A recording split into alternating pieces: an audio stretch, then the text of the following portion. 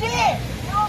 Kag sa mga ahensya sa gobyerno, kag sa aton nga mga operators, drivers, commuters, kag mga vendors, mga consumers sa Seneco, nga ari din subok, kag consumers ang basiwa.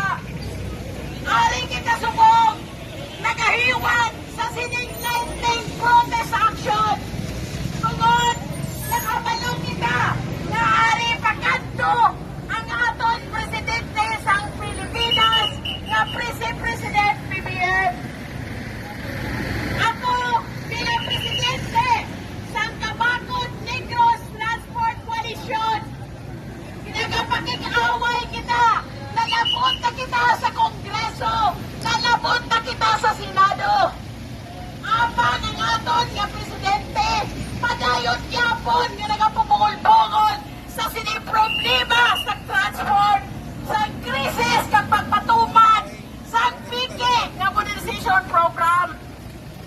Mga abyan kag kauturan, ang aton nga transport industry, 50% sa aton operators unconsolidated. Pinapakik-away na naton, lalabot na kita sa nasyonal, aton pamatihan ang aton nga tinog. Kani ginapilal namon ang mga kapulisan. Amon ay nitsansa na mapamalapod sa presidente ang amon mga hinalaing. Dr. Sobong, nagasinditan kami na ininyo ang amon nga prangkisa na kinatuyo sa sinde nga administrasyon labi na sa LGU nga kulay funds ng national government ni President BBM sa iyang Egypt na programa. Nagasinditan kami na padayon ibalik ang amon ginagapoy nga prangkisa. Sobra pagkaili sa inicio ang nagtalatamo sa amon. Usap, wala kasuhan sa magbiyahe. Ang padayon na pag-eko sa amon, paagi sa Egypt ang ninyo sa amon mga prangkisa. Pasok ang amon prangkisa. Kami puro. Ang pagkinaman ni amon kami. Ano sa inventory? Inventory. Sabi, pasok ang tumati ng mga libro. Ang libro. Ako hindi. Tapos ko namon mamamalo.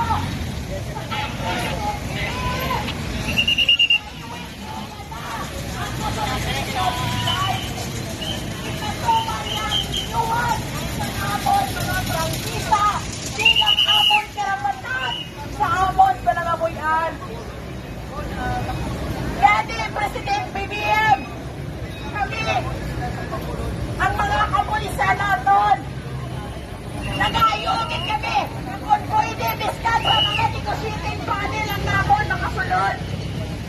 Ang nakakita na gusto namon mapapalo sa kay Presidente ang matutod na problema namon dire sa Bacolod, sa Bungos, sa Negros, sa Region 6. Nagapati kami nga ang LTFRB, nagabinote kay Presidente. Nagabinote ang LTFRB. Nga 73% daw ang nagpa-consolidate. Apat sa kamag-kamaton, 50%. Pero walang pangalan kasiguan.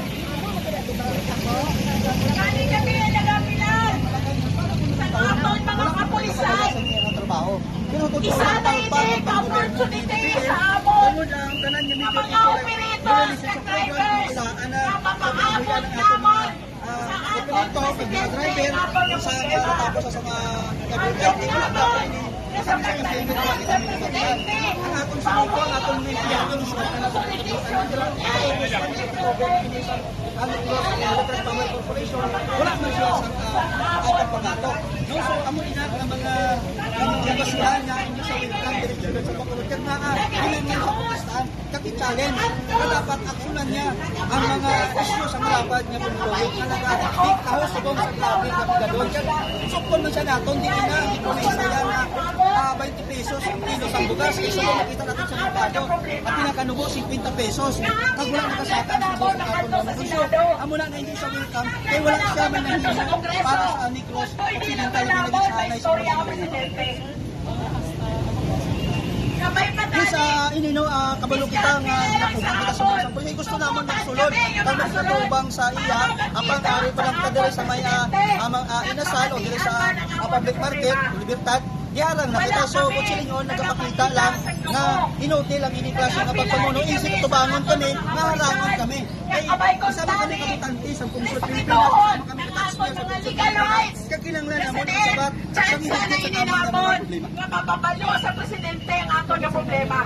Kay kabalo kami, ang LTF, ang PGDOTR, nagapinutik sa aton presidente. Nagahatag sa salaga datos. Agad, suportahan sa presidente ang consolidation deadline. Nga kinahanglan pa namon makato sa king kongreso. Nga makato pa kami sa Senado. Kung po hindi man namon, i-grab ang opportunity nga maistorya ang aton ng presidente. Gani ginapilargin nato ng aton mga kapulisan nga kung dani makabulig sa